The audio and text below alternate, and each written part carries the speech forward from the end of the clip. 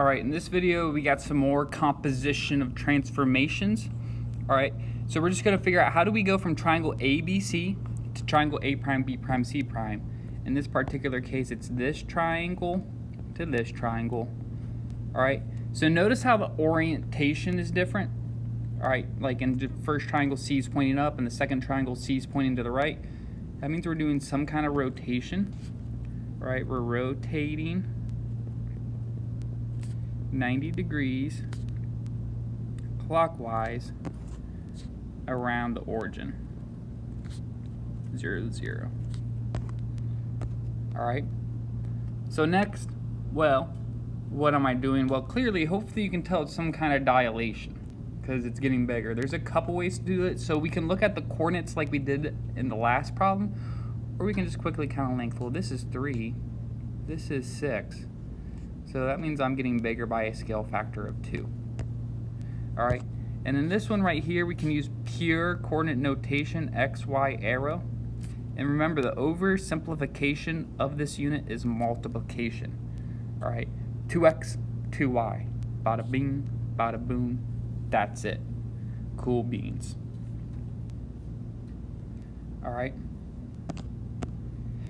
Determine whether the polygons are similar. If they are, write a similarity statement and find the scale factor. So in this first one right here, well, let's do some side notes really fast. All right. Similar, it means angles, corresponding angles, congruent. So in A, everything's a right angle, so check. Next one is sides are proportional. Proportional. Alright, in this one right here, like WZ and TS correspond, so 3/6, well, that proportion is 1/2. Well, let's investigate this. Well, then we have ZY and RS, 6 and 8, that equals 3/4. So since those aren't equal, this might shock you, but 1/2 does not equal 3/4. So rectangles aren't similar. Alright, they ain't similar. In this particular case right here, in the next one, we can say, well, look at this.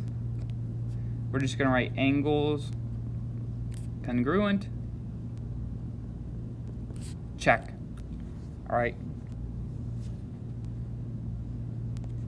Everything's a right angle. Next, if I look at all the sides, not times 2, brain fart, times 4 I meant to write. Notice how 6 to 24 is just timesing by 4. 6 to 16 is just timesing by 4. Alright. All the sides are proportional. Alright. And in fact, you can even match up corresponding sides. This is going to be minor, tedious, but again, good investment. You can write AD corresponds to XW. That length, well, DC WZ. So basically, if I take all the small side lengths and divide it by their corresponding big side lengths, all that equals the same thing. So on and so forth in the process of elimination. AB, XY. Notice how they all equal a very famous number, 1/4. Alright. So that's it. And just depending on how you look at it, the scale factor, again on the test, 1/4 or 4. On the test, it'll explicitly say like it's an enlargement. What's the scale factor? It's a reduction, it's enlargement. It won't try to trick you. Alright.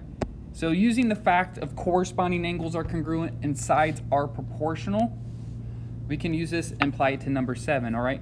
So really fast, what's this right here? This is a similarity statement. And again, it seems kind of useless, really, who cares? But if you understand and respect the similarity statement, it's actually very powerful. It tells you which angles correspond to what. So just by looking at it, I know V and Z are corresponding angles. Thus, I know that they are congruent. Thus, I know that they have equal measures. Similarly, you can match up the proportional sides. So in this case right here, like using this, well, it's saying, well, I need to find A. A is an angle measure. Well, angle, or Z and V correspond. So quickly, without doing any computation, just knowing that corresponding sides are congruent, knowing the similarity statement, I can easily say A is 25. Similarly, we got angle X over here, angle X over here. All right, that's going to force B to be 45 degrees. And then next we just use the triangle sum theorem. Well, if B is 45 degrees, that's 25 degrees up there. C should be 110 degrees. All right. So boom, knock out all the angle stuff. Now we got to be very careful, just set up some corresponding sides. Again, there's a lot of legal stuff you're allowed to set up. I'm just say D over 12. All right, on this big triangle, I know these two side lengths, so I'm going to relate D to 12. Well, what corresponds to D? That'd be 5. What corresponds to 12? That'd be 3. So 5 to 3. All right, corresponding sides are proportional. Cross multiply, you're going to get 3D equals 60 divided by 3. D equals 20. So cool. Stay tuned.